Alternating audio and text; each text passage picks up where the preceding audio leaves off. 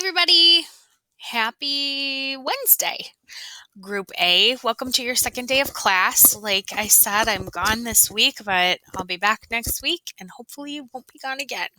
So thank you to the substitute teacher in my room. Thank you for being here and welcoming my students on this first week. All right, your assignment today is, I'm going to show you here. Go to our Google Classroom.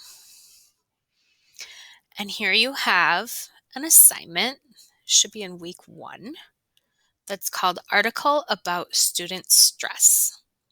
So today you're going to read a nonfiction article and respond to some questions about it.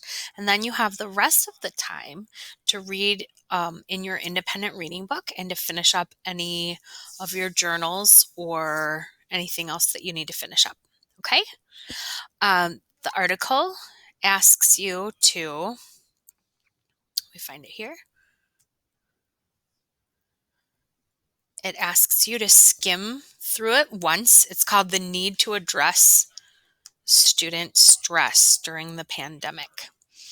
And I wanted you to read this because you've been doing this hybrid or distance learning thing for a month now. And I just wanted you to kind of reflect on how things are going and how it's affecting you and to keep your mental health in the forefront because it's important.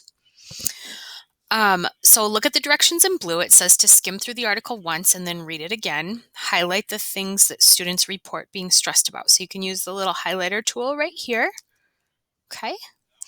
And then it says underline the things that help students manage the stress and then respond to the questions at the bottom. So you're just going to skim it through once without doing any of the reading strategy. And then go through, you can see how long is it? What is this all about? And then go back and look for those specific things to highlight and underline, okay? And when you are done with that, I'd like for you to respond to some questions at the bottom. So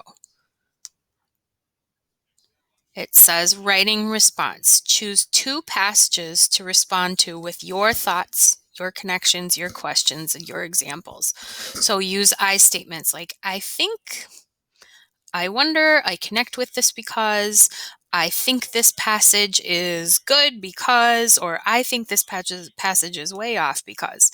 So here's passage 1. So just copy and paste from the article what you want to talk about. And then your response. So write like 5 to 10 sentences. What did you think about what the writer said? And I want you to do that twice. So you get to pick what you're responding to. What's another passage that you thought was interesting or good or bad or whatever.